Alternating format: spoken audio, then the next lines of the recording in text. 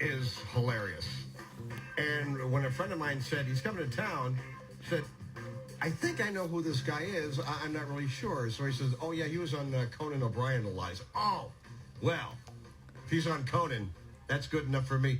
The guy is a hilarious storyteller.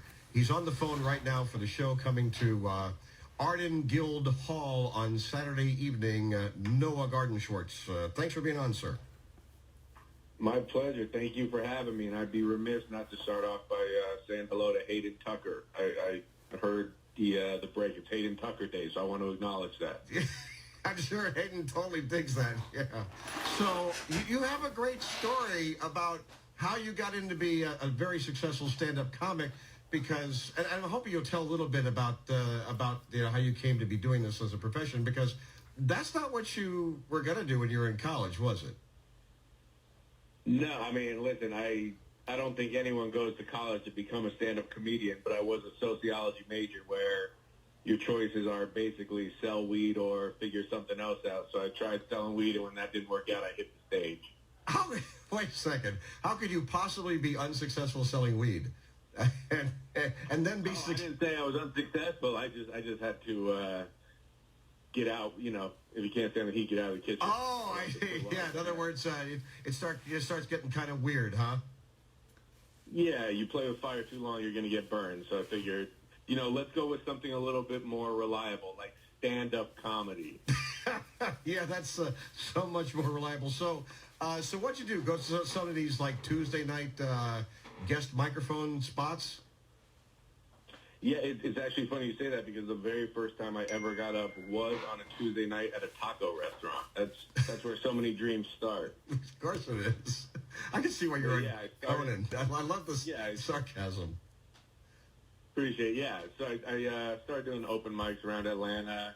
That's the city I started comedy in, and then it just kind of builds. You go from an open mic to a real club where you're doing guest spots to eventually hosting, featuring, and if you put in enough time and get good enough at it, eventually some people will take a chance on you and pay you to come and tell some jokes, and that's what's happening now. See, that's the thing, that moment people call discovery. Okay, so you were doing this for, a couple of years, I guess, and someone came up to you and said, hey, I'm an agent, I got a bunch of comedy clubs I can book you in around the country, or is it something different?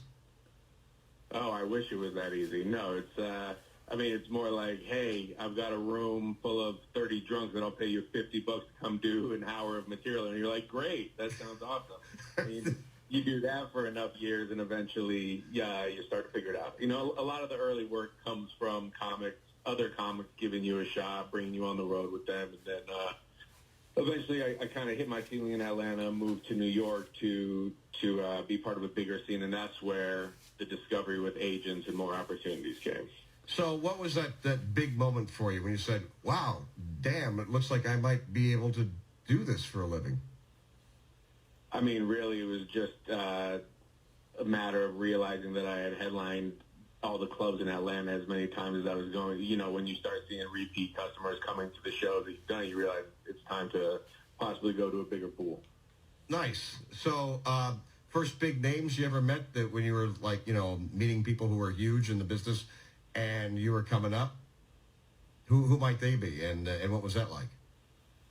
Well, I mean, comedy is still small enough where you pretty much meet everyone at some point. So I will say, not when I was first coming up in Atlanta, but I typically do not get starstruck.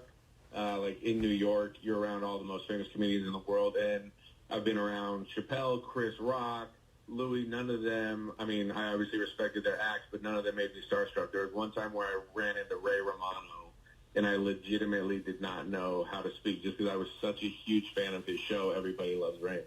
Yeah. And well, he was probably just a decent guy to you, though, right? There are very few people who are just complete jerks. Yeah, no. He was incredibly kind for the 2 seconds that I was, trying to talk to him. Yeah. So what can we tell folks about why they should be buying the tickets for Saturday night's show at the Arden Guild Hall about Noah? Why should we come out? I mean, I know. I went online and I saw some of your stuff. In fact, I'll say Noah does this.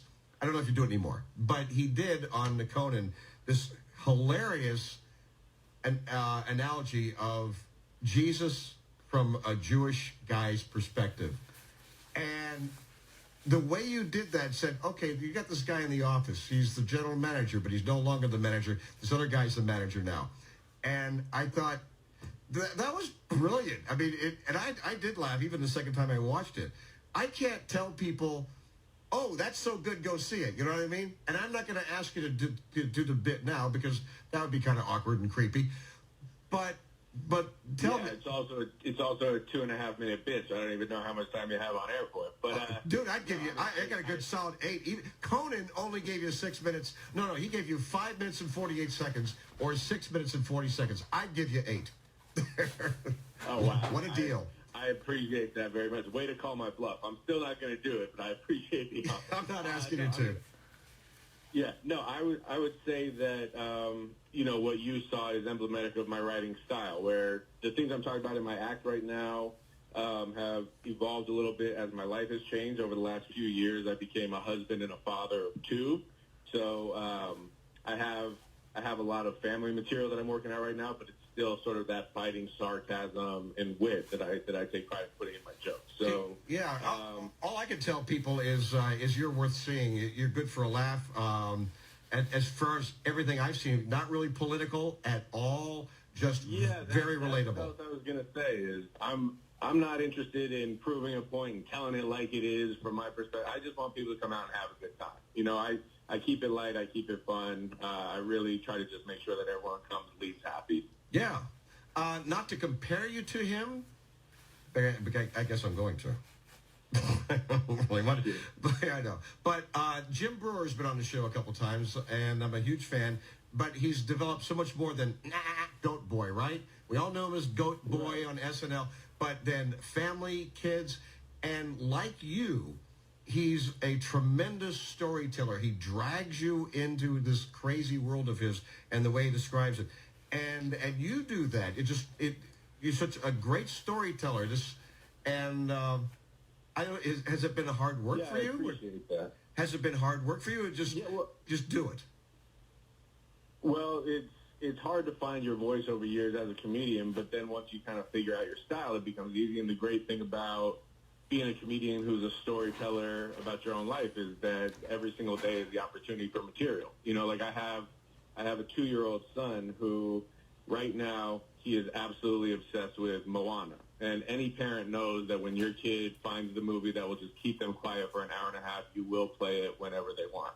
Yeah. And so my son absolutely loves Moana, but he's 2 years old, so he's still not speaking perfectly proper, complete, clear sentences. And the other day, one of his teachers at school asked what he wanted, and he said, more wanna. And so he was saying he wanted more Moana, but it sounded like he was saying marijuana. Yeah. And then you had this history. Hey, you know what? He is my son. He is my son, either way. You got this history there. Are you familiar with Joe Coy? Yeah, of course. Yeah. Yeah, of course I am. What do you think? I'm a comedian. Of course I know Joe Coy. He brings his kids. In fact, he rips on his son when he's doing stand-up. And I wonder, what's that like at home, Because he just rips on the kid all the time. How far do you go in bringing the kids into the act?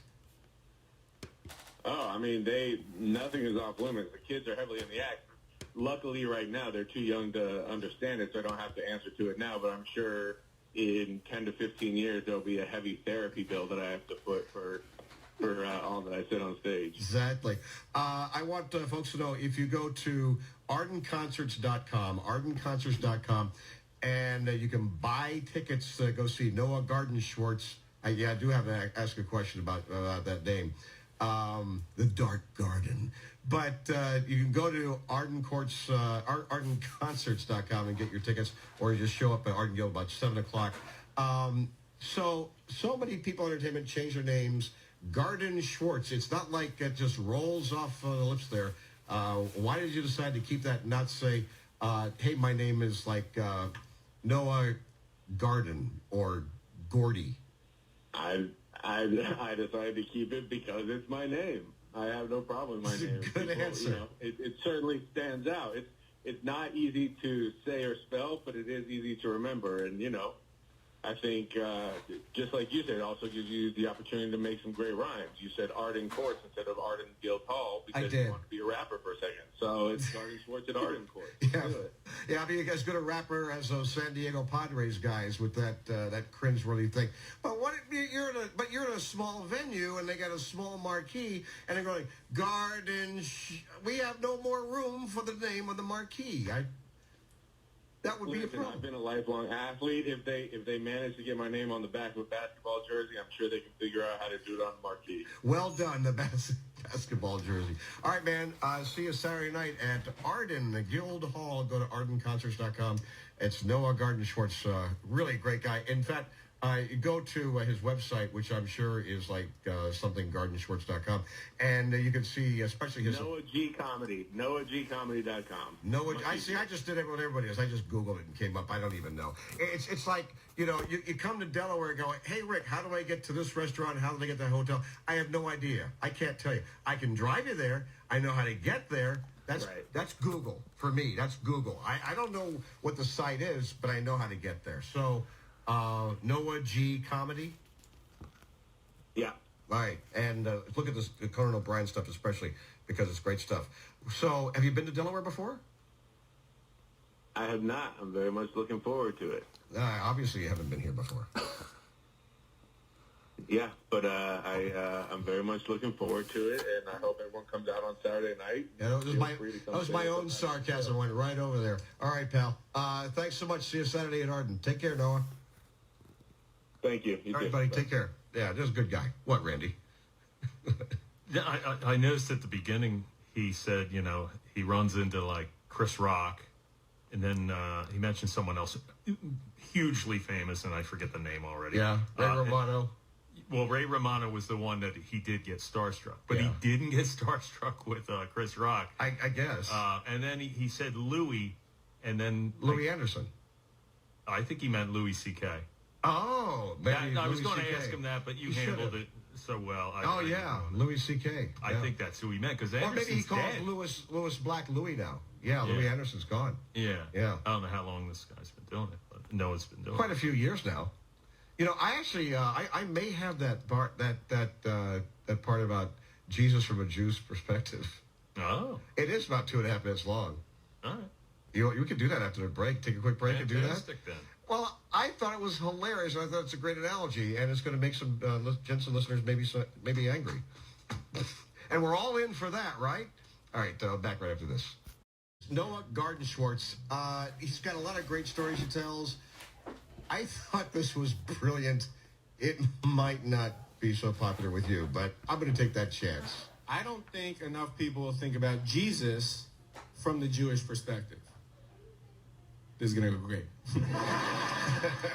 Just hear me out. Stay with me. Jews already had a God they really liked when one day Jesus came around claiming to be God. Imagine spending your entire life working at a company for a boss you really liked when one day the boss's son came in claiming to be your new boss. And we were like, no, you're not. We have a boss. We like the boss. You're not the boss. And he's like, I'm the boss. We're like, no, you're not. We have a boss. We like the boss. You're not the boss. And he's like, I'm the boss. We're like, no, you're not. And he's like, oh, yeah, watch this. Then he goes and fixes the printer. Brings back enough coffee and donuts from the break room for the entire office. And all of a sudden, some of the young employees are looking around like, maybe he is the new boss. So the old employees, they get nervous, and they go and tell HR, the Romans. And they don't want him to get fired. They just want it written up on his file. They just want someone to take notice of the fact that he's causing trouble in the break room. But HR fires him. HR fires him. But everyone blames the employees. So then he goes and starts his own new company and offers everyone free health care. And all you have to do to get hired is acknowledge that he's the new boss and he got fired for your mistakes.